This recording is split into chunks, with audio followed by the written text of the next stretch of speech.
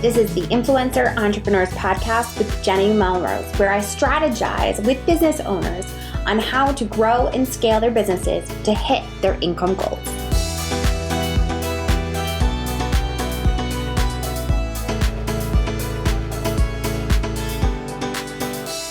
This is episode 417 of the Influencer Entrepreneurs Podcast with Jenny Melrose. Today, we're going to be jumping into changing careers in midlife by starting a business with Ware.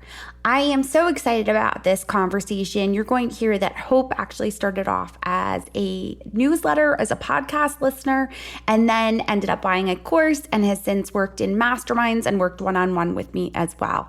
Her journey is one of my favorite stories to hear because of the work that she put in the way that she was a student. And if you're someone listening in and you're wondering, how do I prioritize? How do I decide to be able to move my business forward?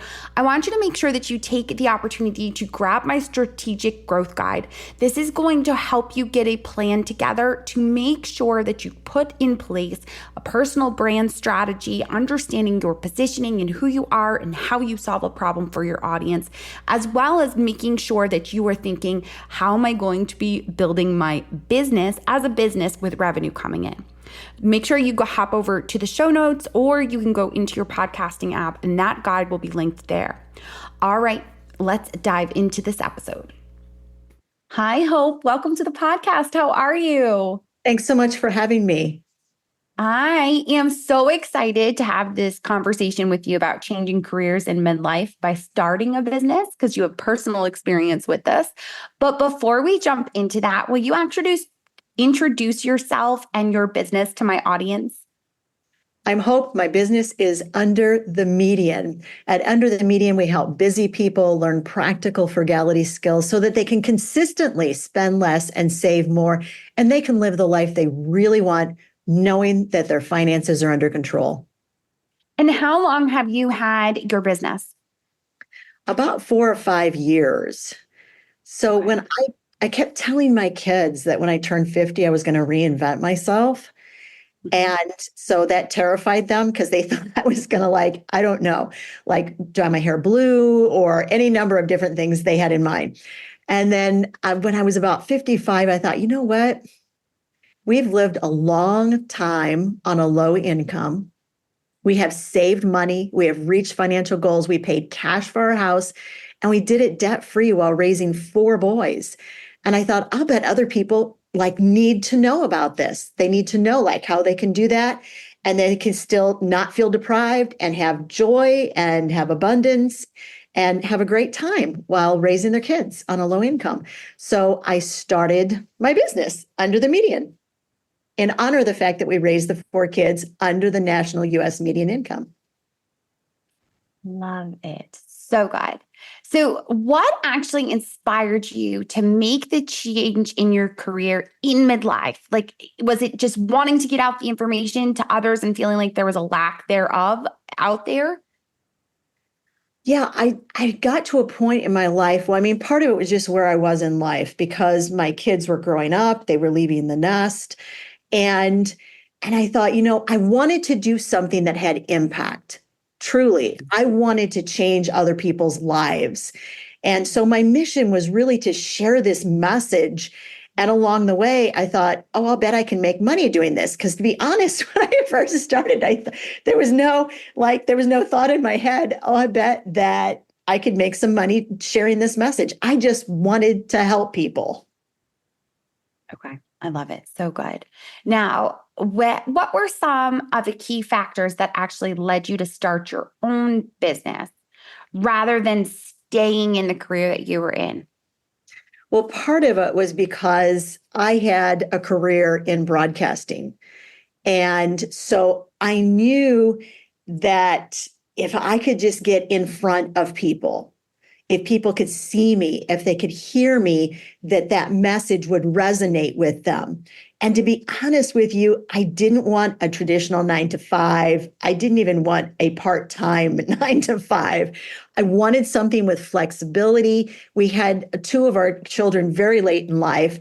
So we were getting older. My husband was getting ready to retire. And so the goal was to really build the business so that when he was ready for retirement, we would have that flexibility that having your own business gives you. So that was why I never sought this opportunity with any other traditional business. I started my own.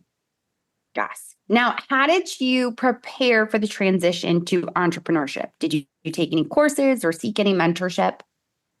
It took me a little bit to figure out what I didn't know. And I think that was the first step because I had my career back in the mid 80s when I started my career. So here I was, 55 years old, and everything had changed. Everything was online. I knew how to write an email. That was about the extent of my computer knowledge. One of our sons works in IT, so he was very gracious with his time and came over and helped me set up the website. So the first thing I did was just have a place where people could find me in the first place. So I knew I needed to do that.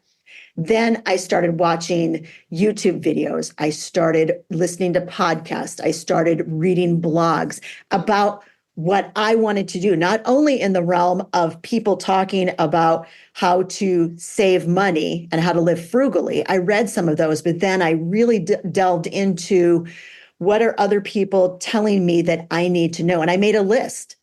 I made a prioritized list where the most important things were all the way at the top of the list. And I always knew like this is the next thing I'm working on because otherwise I got totally overwhelmed. And I got to where I thought I just can't do this. And I thought, no, you can do this. You can learn new things. I really took it on kind of a challenge because I was ready for something totally different in a way than I'd had as a career. You know, I wanted to still use those skills, but I wanted to just really manifest those in a different way for people. So I started figuring out what I need to know. And I started out with like low price courses, $47, $97. And once I took those initial courses, that was what helped me figure out what the next step was. Yes. And I think one of the things I love about you is that you are not I wouldn't consider you a course collector where you just take the course, put it on the shelf and don't apply any of the principles. You apply everything that you learn, which is something that I think that it is hard for a lot of people, especially if they're looking to do this in midlife, because so much of it is tech related. So it can be very intimidating to take that action. So I love that about you. What would you say were some of the early challenges that you faced when starting the business? One of the things that I had to figure out was how to be okay with being in between, with like being at that space where I wasn't nearly where I wanted to be, but I wasn't. And I would look at it and say, okay, now this is where I started. Okay, so now I know how to do this and I know how to do this skill. So we're good. We're moving forward. And I had to be okay to rest in that sort of in between phase where, you know, I was writing blog posts, people weren't finding me, figuring out how to have people find me. And I had done that for probably 12 months before I finally thought, wait a minute, YouTube, because my background is radio and television. My husband worked in television. And I thought, wait a minute, this is a really good fit for us. If we can niche ourselves in there to YouTube. And that was what really started opening the door to people finding me and figuring out who we were was YouTube. Yes, because you took advantage of the skills that you previously had, like you said, about being broadcasting. And then also you knew your audience was there. They were looking for that type of content, right? Because a lot of times I see a lot of clients will actually go on platforms where their clients aren't even there looking for that type of material. So you were very smart in that you stepped into a zone of genius that you both had, and it was where your audience lied. Right, exactly. And even with YouTube, there were skills in understanding YouTube as a platform. So I would figure out these are the skills that I need for this platform. This is what I know how to do. This is what I don't know how to do. And once I figured that out, then I prioritized every single skill that I needed to learn. How did you go about prioritizing those skills, though? What made you decide that one was more important over the other? Part of it was the people that I was listening to that helped me figure that next step out. Now, I probably was in business before I hired my first coach. I hired a YouTube coach. And I was probably in business for a good 2 years. And I'd been on YouTube sort of trying to gain traction for a good 8 months before I hired my YouTube coach. And I started out by just taking her basic course. And once I figured out that she really resonated, and I would say that is the thing with figuring out who you really want to work with. I had a lot of patience because when you hire a coach, it's kind of like looking for a doctor. You want somebody that speaks your language. I'm concrete sequential. I want somebody that's just going to say, do this, this, and this. And I'm like, I'm on it. And then I can come back and say, I did that. Tell me what the next step is. But I need somebody who's going to give me specifics rather than just generalizations. Once I took the YouTube course of the coach that I hired, then I figured out exactly who she was and that she matched with me. She fit with me. It was the same thing with you, Jenny. I started working with you probably, oh gosh, I probably bought my first course from you 3 years ago. I'll bet it was. And then I started hanging out, watching you. And I would say that if you're looking to make steps in your business, because we all get super excited, right? We listen to somebody and go, whoa, I'm going to buy into their $1,500 course or their $2,000 course or their private coaching. Just take a beat. just take a minute. And I would suggest, I am a list person. I'm a visual learner. I have to have stuff written down. Make a list of what you're really looking for. And then look critically at that person and say, is this really what I'm looking? What can she teach me? Don't be afraid to reach out and ask questions to that person about how they're going to teach and what you're going to learn and like the sequence you're going to learn it in, because it's your money that you're spending. And that really honestly is part of it. I mean, I'm a frugality coach, for heaven's sakes. So I was never going to buy something thinking, I don't think I'm ever going to use this. I've made some mistakes along the way, but you minimize those mistakes when you take a second and you think about it and look at it critically. Yes. And I think I love what you talked about as far as the step-by-step, right? You're very step-by-step. You need to see those pieces. And I think you knew that about your personality. So by watching that person that you hired for YouTube and then watching me and, seeing what was going to work best for where you were at in your business, I just think is so important. Understanding your personality and how you learn is going to be key in being able to see the success in your business. Yeah, exactly. And you know what? The other thing is there are a couple of things I would talk about where business is concerned, because we already talked about the fact that I started out just wanting to share with people. I don't think business owners should ever take for granted the privilege that they have to speak into the lives of the people that they touch.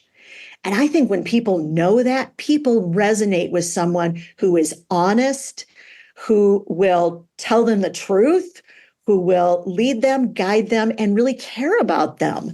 We get emails from people who say, you helped me pay off debt. You helped me. I set up a budget for the first time in my entire life. And I always respond to them and say, I am so excited for you, because I honestly am. And I tell them, it is such a privilege for us to walk in this journey with you. And I mean it. And if you're a business owner, you really got to get down to brass tacks where you figure out you are serving people. And it's an honor. And when you love on your people, then automatically they're going to follow you. And it's going to be more of a meaningful relationship on both sides. Yes, because you're providing them with a solution that they can actually put their hands around and move their life forward with that solution, whether it's teaching them how to create a budget or teaching them how to meal plan on the cheap, whatever it might be that you are going to be the one that they come to for that. It's the fact that you can help them solve a problem. I think that that's one of the hard parts for those that are listening sometimes that are bloggers that see themselves, oh, my ad income is going away. AI is going to replace me. And the part that is so true and kind of kills them is the fact that AI is going to replace you if you do business as a blogger trying to chase ads. It is going to replace you.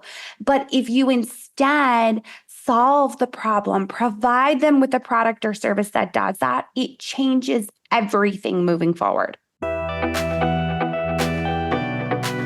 Hey there, guys. My name is Melanie from Mostly Under Control, and I am a member of Jenny's Influencer Entrepreneurs Insiders membership.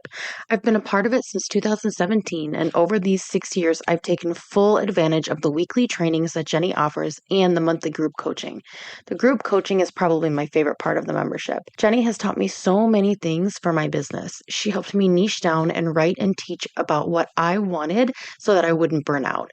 In addition to what she teaches, the networking I've done with other members has been invaluable. I recommend her membership to all of my online business owner friends because it is worth every single penny. What's interesting to me is, so I just asked you a question this last week. I said I was writing a blog post and it was kind of one of those technical blog posts. And so I homeschooled my own children for 25 years. This is my 25th and last year of homeschooling. So I can be a little bit like concrete sequential, and I forget to put like the human aspect in it. I shot you an email and said, how much of my personal experience should I put in this blog post? And you're like, well, that's kind of what makes it you. That's your personal experience with this. Yeah, you need to put that in there.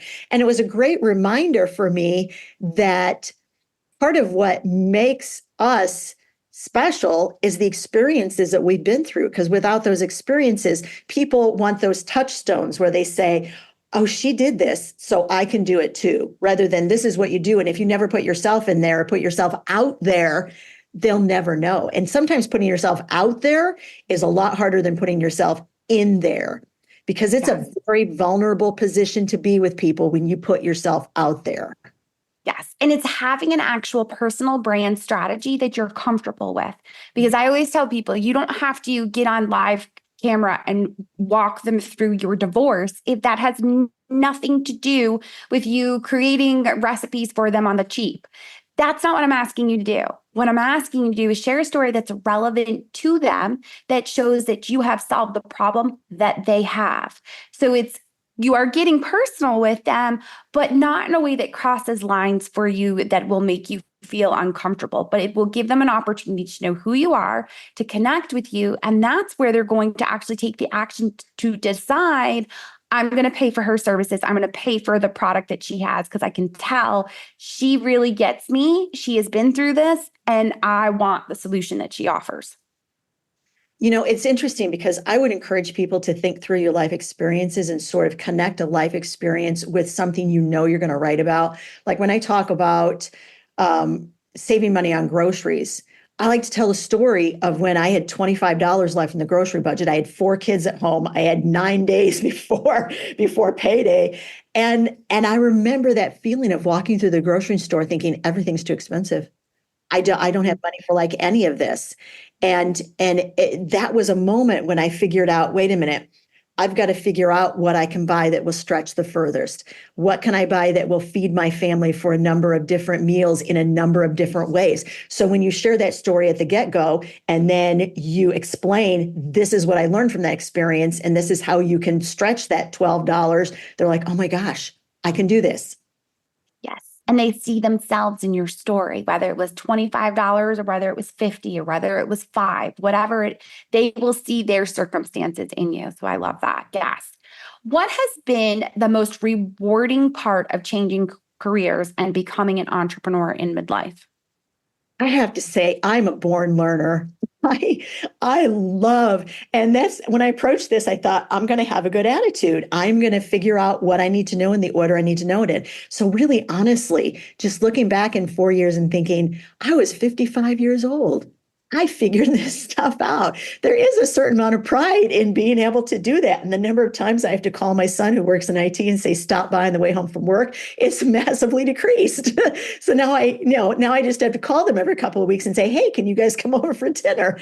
But really, I mean, I think just that whole challenge of challenging yourself. Look, when we go into midlife, when we've had a career, when we've raised our kids, sometimes it is hard to figure out what is that next step. And, I learned this from my sister. My sister, when she turned 50, told me, if I go back to work, I want to make a difference. She became a professional nanny. She absolutely loved it. Mm-hmm. And it took sort of a note when she did that. And that was when I was 55. And I thought, and I told Larry the same thing, told my husband the same thing. I said, if I do this, it's going to be something that's really going to make a difference in people's lives because I wanted it to be meaningful. Yes. And your life experience has taught you what is meaningful to you, right? When we're 20 something and we get our first job, to get our first paycheck, to be grown up, we don't really know that much quite yet. And now looking back, we're able to say, okay, all of this life experience has taught me that this is how I can help and this is where I need to be. And we were in a really good spot too, because I was 55 and my husband was 62. And our kids were not far removed from their early 20s. And so they were going through some of the same things that we had experienced 35 years earlier. And I was like, so when I needed to lean on somebody, I was like calling one of my kids saying, so tell me, like, what are these thoughts? What are these feelings? What are you going through? Because that gave me the information to be able to reach out to a broader audience other than just people who are 55 or 60. That allowed me to reach out to people who were 25 and 30 and use kids as my examples with their permission, that these were some of the things that they also were facing. So I think when you can broaden your audience like that, it's always a good thing. Yes. No, absolutely. Because you could speak to their pain points because that probably wasn't something that was in the forefront of your mind from 35 years ago. But revisiting it with your kids made it that much clearer to be able to hit on those pain points for your audience. I love that. Yeah, so now, go ahead. I'm sorry.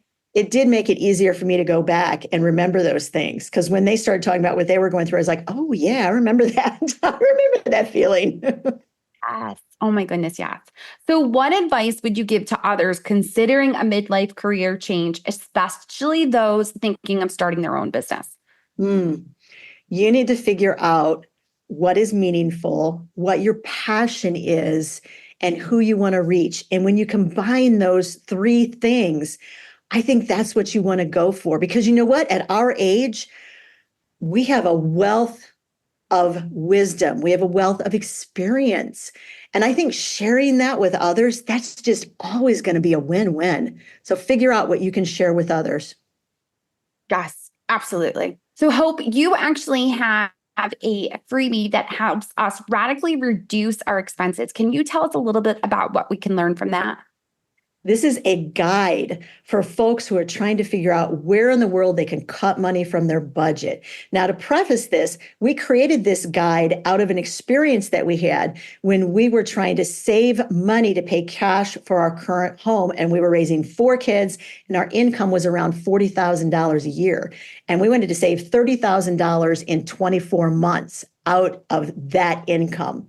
So we went through and we found areas to cut in our budget. There are 10 different places to cut in your budget. I go through all of them in the guide. I give you checklists for every single one of those points, and I give you steps that you can take to cut those areas of your budget. And it's all out of our personal experience.